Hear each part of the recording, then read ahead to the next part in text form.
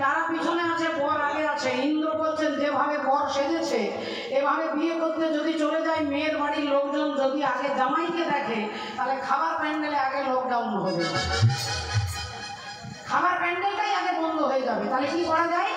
ইন্দ্র বললেন এক কাজ করো, বরকে পিছিয়ে দাও, বরযাত্রীকে এগিয়ে দাও।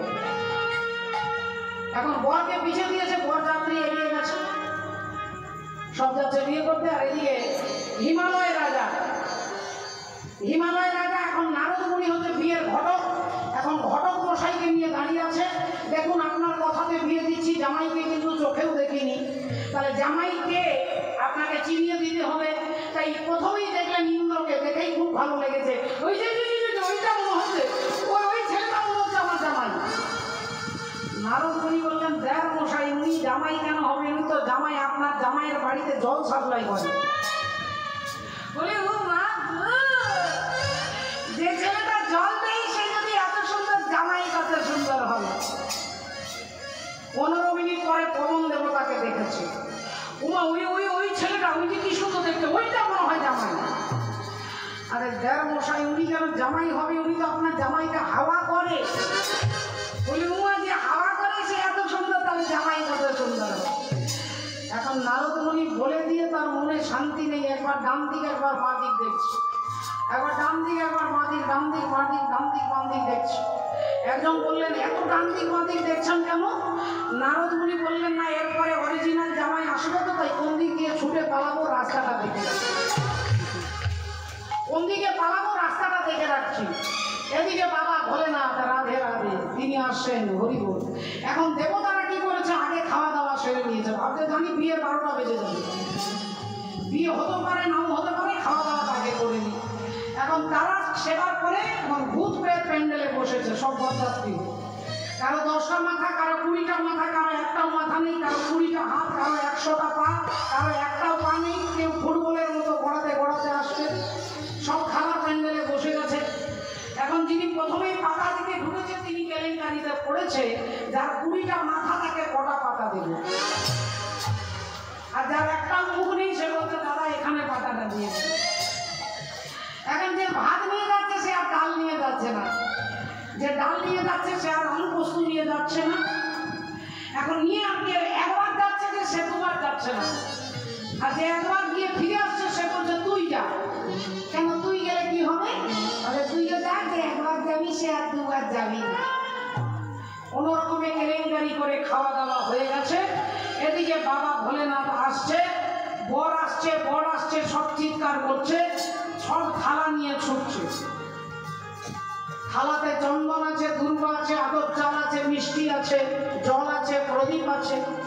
এখন থালাটা নিয়ে গিয়ে শিব ঠাকুরের কাছে নামিয়েছে, আর অমনি নারদ মুনি থালাতে একটা শেকড় ফেলে দিয়েছে যার নাম ঈশ্বর মূল। আপনার বাড়িতে থাকলে, আপনার বাগানে থাকলে আশপাশ দিয়ে 20 হাত দূর থেকে কোনো সাপ যাবে না, আর সেই শেকড়টা থালাতে ফেলে দিয়েছে। থালাটা শিব ঠাকুরের কাছে গেছে, শিব ঠাকুরের গায়ে যত সাপ আছে কম্পিটিশন করে ছুটছে। এখন সবার আগে তিনি ছুটছে যিনি LIC কোম্পানির গ্যারেন্টি দিয়েছে।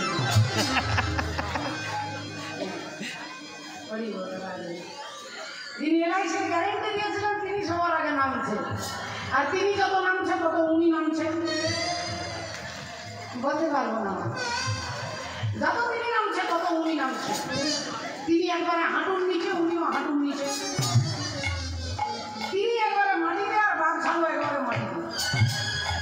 আর যেই বাঘছালটা খুলে মাটিতে পড়ে গেছে, ব্রহ্মা দেখতে পেয়ে ভাবছে শিব ঠাকুরের প্রেস্টিজ যাবে কেন, ইশারা করছে তো।